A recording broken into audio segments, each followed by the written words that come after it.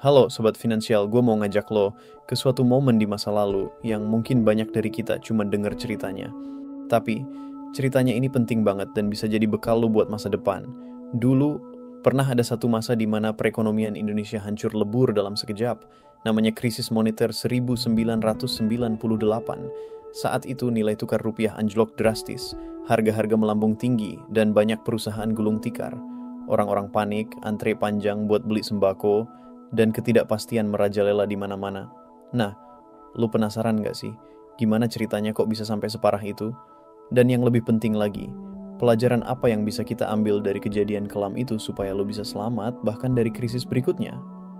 Tentu, kita nggak bisa prediksi kapan krisis datang lagi, tapi kita bisa siapkan diri. Dengerin gue baik-baik, karena cerita ini bukan cuma tentang sejarah, tapi juga tentang masa depan finansial lo. Bayangin deh, di awal tahun 1997, Indonesia itu lagi di puncaknya. Ekonomi tumbuh pesat, banyak proyek pembangunan di mana-mana, dan semua orang ngerasa masa depan cerah.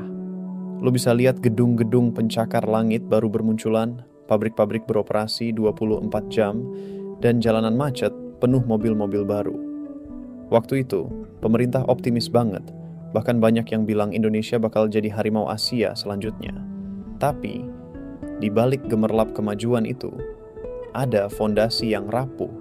Fondasi itu adalah utang luar negeri.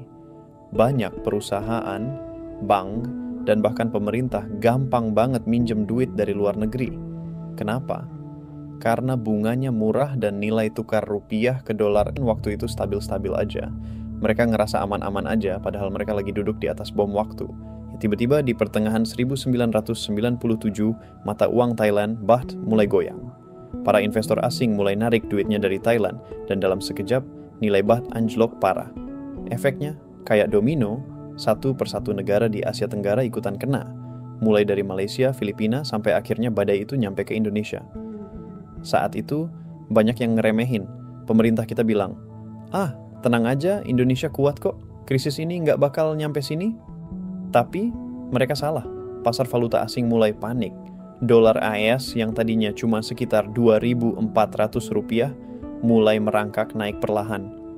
Investor asing yang udah lihat apa yang terjadi di Thailand mulai nggak percaya sama ekonomi Indonesia dan narik duitnya gede-gedean. Parahnya lagi, banyak perusahaan dan bank kita yang punya utang dalam mata uang dolar, mereka jadi kalang kabut. Nilai utang mereka tiba-tiba membengkak berkali-kali lipat, sementara pendapatan mereka masih dalam rupiah. Ini benar-benar jadi mimpi buruk. Banyak perusahaan yang tadinya untung tiba-tiba langsung tekor dan bangkrut. Bank-bank juga kena imbasnya karena banyak nasabah yang nggak bisa bayar utang. Akibatnya, kepercayaan masyarakat terhadap sistem perbankan juga runtuh. Orang-orang buru-buru narik duit dari bank. Keadaan semakin runyam dan tak terkendali. Ini bukan cuma masalah ekonomi, tapi juga masalah psikologis. Ketika lo lihat orang di sekitar lo panik, lo juga bakal ikutan panik. Dan kepanikan massal ini yang bikin krisis makin parah. Krisis moneter itu bukan cuma soal angka di pasar saham atau nilai tukar rupiah aja bro. Dampaknya itu benar-benar nyentuh kehidupan sehari-hari setiap orang.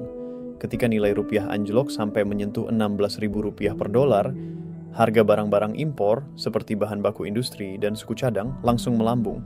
Akibatnya, harga barang-barang kebutuhan pokok juga ikut naik drastis. Bayangin, harga minyak goreng, gula, beras, semuanya naik gila-gilaan. Lo yang biasanya bisa beli 5 kilo beras, sekarang cuma bisa beli 2 kilo dengan duit yang sama. Gaji yang lo terima setiap bulan jadi nggak ada artinya. Daya beli masyarakat turun drastis. Banyak perusahaan yang nggak bisa bertahan. Mereka terpaksa PHK karyawan besar-besaran. Ribuan, bahkan jutaan orang kehilangan pekerjaan dalam semalam. Pemandangan antrean panjang pencari kerja di depan pabrik atau kantor perusahaan jadi hal yang biasa. Gua nggak bisa bayangin gimana rasanya jadi orang-orang yang kena PHK waktu itu. Tiba-tiba lo kehilangan mata pencaharian, bingung gimana caranya besok bisa makan, gimana caranya bayar sewa rumah, dan gimana caranya sekolahin anak-anak. Stres, frustrasi, dan ketakutan menyelimuti banyak keluarga. Efek dominonya terus berlanjut. Tingkat kemiskinan meningkat tajam. Kerusuhan dan penjarahan mulai terjadi di beberapa tempat karena masyarakat yang putus asa. Kondisi ekonomi yang buruk ini juga memicu gejolak politik. Ketidakpuasan masyarakat terhadap pemerintah yang dianggap gagal mengendalikan krisis makin memuncak. Ini adalah titik balik penting dalam sejarah Indonesia. Krisis ini bukan cuma bikin ekonomi kita hancur, tapi juga merombak total tatanan sosial dan politik yang udah ada selama puluhan tahun. Di tengah kekacauan itu, ada satu hal yang menarik. Banyak orang mulai sadar pentingnya menabung dan berhemat. Mereka yang tadinya konsumtif tiba-tiba jadi lebih bijak dalam mengelola uang. Ada juga yang mulai melirik bisnis-bisnis kecil yang nggak terlalu bergantung sama barang-barang impor. Intinya, krisis ini memaksa kita untuk belajar. Belajar bahwa segala sesuatu itu bisa berubah dalam sekejap, dan kita harus siap menghadapinya. Ini adalah sekolah kehidupan yang mahal banget, tapi pelajarannya benar-benar berharga. Setelah kita bahas sejarah kelamnya, sekarang saatnya kita ambil intisarinya. Kenapa gue ceritain semua ini? Bukan buat nakut-nakutin, tapi biar lo bisa belajar dari kesalahan masa lalu. Ada beberapa pelajaran penting dari krisis 1998 yang bisa lo terapkan sekarang buat menyelamatkan diri lo dari krisis finansial berikutnya. Pelajaran pertama, jaga arus kas. Saat krisis, siapa yang punya tabungan dan aset yang nggak gampang tergerus inflasi, dialah yang bisa bertahan. Banyak orang yang punya utang banyak dan nggak punya tabungan langsung jatuh. Jadi, pelajaran terpentingnya adalah kelola utang lo dengan bijak. Jangan gampang tergoda utang konsumtif buat beli barang-barang yang nggak perlu. Kalaupun lo punya utang produktif, pastikan cicilannya nggak lebih dari 30% dari penghasilan lo. Yang paling penting, jangan pernah utang pakai mata uang asing kalau penghasilan lo dalam rupiah. Lo nggak mau kan tiba-tiba nilai utang lo membengkak berkali-kali lipat dalam semalam? Pelajaran kedua, diversifikasi aset. Jangan taruh semua telur lo dalam satu keranjang. Dulu, banyak yang cuman ngandelin satu sumber penghasilan atau cuman investasi di satu jenis aset. Ketika krisis datang, aset itu nilainya anjlok dan mereka langsung jatuh. Jadi, mulai sekarang, coba deh diversifikasi. Maksudnya, lo bisa mulai nyisihin uang buat investasi di berbagai instrumen. Ada investasi reksadana, saham, emas, properti, atau bahkan lo bisa mulai bisnis sampingan. Diversifikasi ini bisa jadi tameng lo kalau sewaktu-waktu salah satu aset lo nilainya turun. Pelajaran ketiga, punya dana darurat. Ini adalah pelajaran yang paling nampol dan sering diabaikan. Dana darurat itu kayak sabuk pengaman di mobil lo. Lo nggak tahu kapan lo butuh, tapi kalau pas lo butuh, dia bakal nyelamatin nyawa lo. Waktu krisis 1998, banyak orang yang tiba-tiba di PHK dan nggak punya dana darurat. Akibatnya, mereka langsung kelimpungan dan nggak bisa nutupin biaya hidup sehari-hari.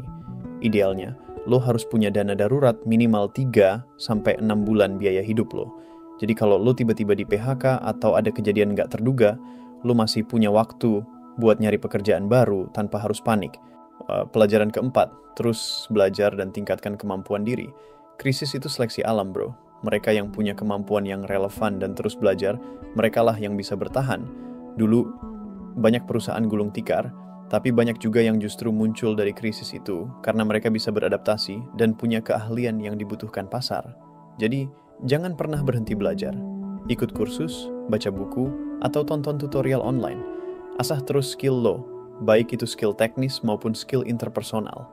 Dengan begitu, lo bakal selalu punya nilai jual dan nggak gampang tergantikan, bahkan di tengah badai ekonomi sekalipun. Jadi, krisis moneter 1998 itu bukan cuma cerita sejarah, tapi juga sebuah pelajaran yang sangat berharga. Kita udah lihat gimana rapuhnya sebuah sistem ekonomi yang dibangun di atas fondasi utang dan kepercayaan semu. Kita juga udah lihat gimana dampaknya bisa menghancurkan kehidupan jutaan orang. Tapi, di balik semua kehancuran itu, ada hikmah yang bisa kita ambil. Kita belajar tentang pentingnya mengelola uang dengan bijak, tidak berutang berlebihan, mendiversifikasi aset, dan yang paling krusial, membangun dana darurat. Semua itu adalah kunci untuk menjaga stabilitas finansial kita, bukan cuma saat ini, tapi juga di masa depan. Gue tahu ngomongin soal finansial itu kadang bikin pusing, tapi percaya deh, lo nggak sendirian. Banyak dari kita yang lagi berjuang buat punya kondisi finansial yang lebih baik. Yang penting lo mulai aja dulu, mulai dari hal kecil. Misalnya mulai catat pengeluaran lo, mulai sisihkan sedikit dari penghasilan lo buat nabung, atau mulai kurangi utang-utang yang nggak perlu. Setiap langkah kecil itu penting dan bakal jadi fondasi yang kuat buat masa depan lo. Jangan pernah ngerasa terlambat buat memulai. Justru, yang paling penting adalah keberanian lo buat mulai dan konsisten. Ingat, lo punya kendali atas masa depan lo. Masa lalu memang nggak bisa diubah, tapi lo bisa belajar dari masa lalu buat bikin masa depan lo lebih cerah. Nggak perlu panik, nggak perlu takut, cukup siapkan diri lo dengan bekal yang tepat. Gue yakin lo bisa jadi versi terbaik dari diri lo, termasuk dalam hal mengelola finansial. Jangan biarin cerita kelam masa lalu terulang lagi. Jadikan itu sebagai pendorong lo buat jadi lebih baik. Nah, kalau lo ngerasa cerita ini bermanfaat, jangan lupa like, share ke teman-teman lo, dan subscribe channel ini ya.